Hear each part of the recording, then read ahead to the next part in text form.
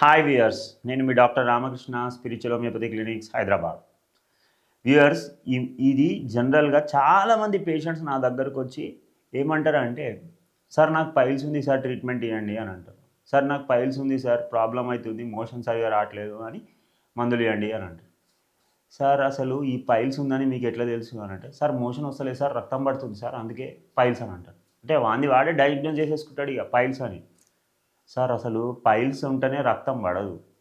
Fissures ఉన్నా రక్తం పడుతుంది, ఫిచ్చులా ఉన్నా రక్తం పడుతుంది, లేకపోతే ఇంకా ఏమన్నా ఉన్నా కానీ కోలాన్ క్యాన్సర్ ఉన్నా కానీ రక్తం పడుతుంది, లేకపోతే ఈసోఫేగస్లో కానీ పైపొట్టలో ఏమన్నా ప్రాబ్లం ఉన్నా కానీ మనకి ఏమవుతుంది అంటే రక్తం పడుతుంది. సో రక్తం పడ్డ ప్రతిసారి అది పైల్స్ కాదు.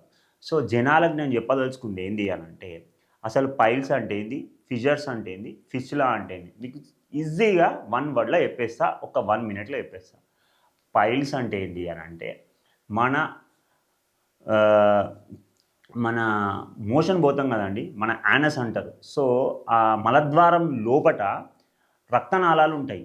ఆ మలద్వారం లోపట ఉన్న రక్తనాళాలు ఎప్పుడైతే ఇన్ఫెక్షన్ ద్వారా కానీ, ఏదైనా ఇన్ఫ్లమేషన్ ద్వారా కానీ, దేని ద్వారానైనా అది ఒకవేళ వాపు వచ్చిందనుకోండి, ఆ వాపు వచ్చినప్పుడు ఆ రక్తనాళాల వాపుని, అంటే మన కాళ్ళల్లో వస్తే వెరికోస్ వీన్స్ అంటాం, అదే మలద్వారం లోపట వస్తే మాత్రం దాన్ని హిమోరాయిడ్స్ అని అంటాం.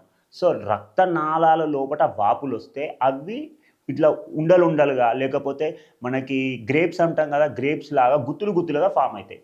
సో ఆ గుత్తులుగా ఫామ్ అయినప్పుడు ఏమవుతుంది అంటే, మోషన్ పోయినప్పుడు హార్డ్ స్టూల్ రావడం వల్ల అది తాక్కుంటూ కిందికి వస్తుంది. సో మోషన్ అంతా పోయినాక రక్తం పడ్డది అనుకోండి, ఏం పెయిన్ ఉండదండి. జనరల్గా పైల్స్లో పెయిన్ లేకుండా మోషన్ అంతా పోయినాక రక్తం వస్తే దాన్ని పైల్స్ అంటారు. ఇందులో మళ్ళీ మీకు గ్రేడ్ 1, గ్రేడ్ 2, గ్రేడ్ 3, గ్రేడ్ 4 అని అంటారు.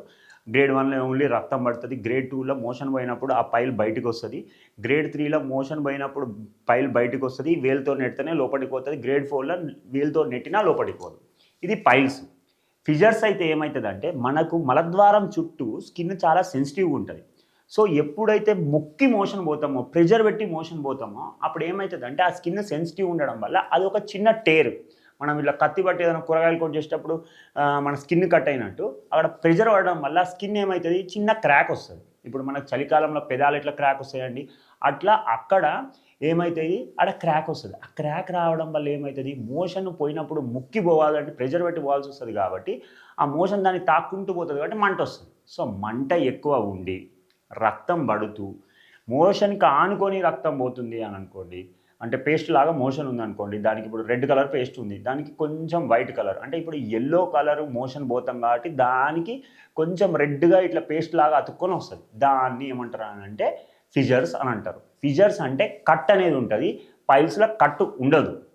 పైల్స్లో లోపల గుత్తుల్లాగా ఫామ్ అయిపోతుంది. అది ఏమవుతుంది, మన రక్తనాళాలు వాపులు వస్తాయి పైల్స్లో. ఇక్కడ ఏమవుతుంది, ఫిజర్స్లో క్రాక్ వస్తుంది.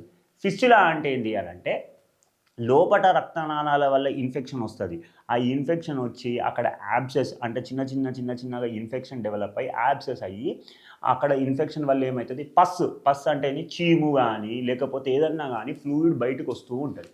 సో ఆ మలద్వారం ఎప్పుడైతే మూసుకొని పోయి ఎక్కువ మజిల్ వీక్ ఉండడం వల్ల, లేకపోతే మజిల్ ఎక్కువ రిలాక్స్ కాకపోవడం వల్ల ఏమవుతుంది అని అంటే, అప్పుడు ఏమవుతుంది అంటే అది ఇంకొక దారి తయారు చేసుకుంటుంది. ఆ పస్ అనేది, ఆ చీమ్ అనేది పోవడానికి ఇంకో దారి తయారు చేసుకుంటుంది. సో మన మలద్వారం చుట్టూ, అంటే యానస్ పక్కన ఏదైనా చిన్న హోల్స్ ఫామ్ అయిపోయి దాని నుంచి చిన్నగా చీము రావడము, లేకపోతే దాని నుంచి చిన్నగా ఏమంటారు మోషనే రావడము. ఇట్లా అంటే మనం ఇప్పుడు హైవే మీద పోతున్నామండి, ఏదైనా చెట్టు పడిపోయింది, అప్పుడు బైపాస్ రోడ్ తీసుకొని మళ్ళీ వేపోతాం కదా, అట్లా బైపాస్ అవ్వడం అన్నమాట.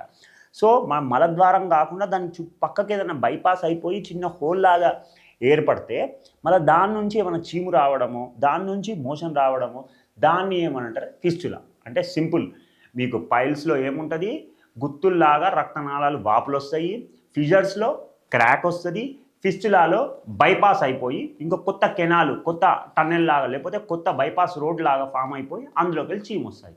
ఈ 3 డిఫరెన్సెస్. సో పైల్స్ వేరే, ఫిస్టులా వేరే, ఫిజర్స్ వేరే.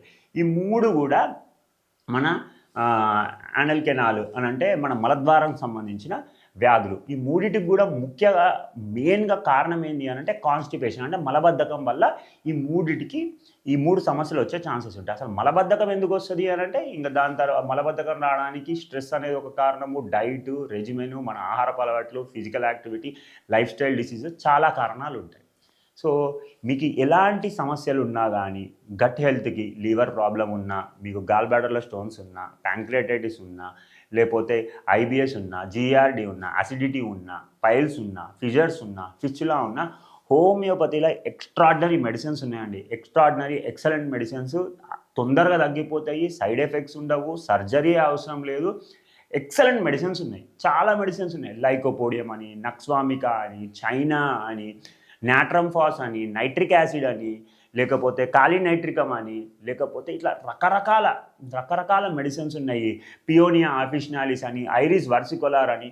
సో, ఇవన్నీ మెడిసిన్స్ ఉన్నాయి. ఎట్లా వాడాలంటే మనిషిని చూస్తాము. లావున్న అతనికి ఒక మెడిసిన్, సన్నగున్న అతనికి ఒక మెడిసిన్, స్వీట్ తినేటోనికి ఒక మెడిసిన్, కారం తినే అతనికి ఒక మెడిసిన్, తర్వాత కోపం ఉన్న మనిషికి ఒక మెడిసిన్, కోపం లేని ముద్దుగా సైలెంట్‌గా, స్మైల్డ్‌గా, సంతోషంగా అంటే సాఫ్ట్‌గా ఉన్న మనిషికి ఒక మెడిసిన్. ఇట్లా రకరకాల మెడిసిన్స్ ఇవ్వడం జరుగుతుంది. డిసీజ్ ఏదైనా సరే మనిషి యొక్క వ్యక్తిత్వాన్ని బట్టి మెడిసిన్ ఇవ్వండి.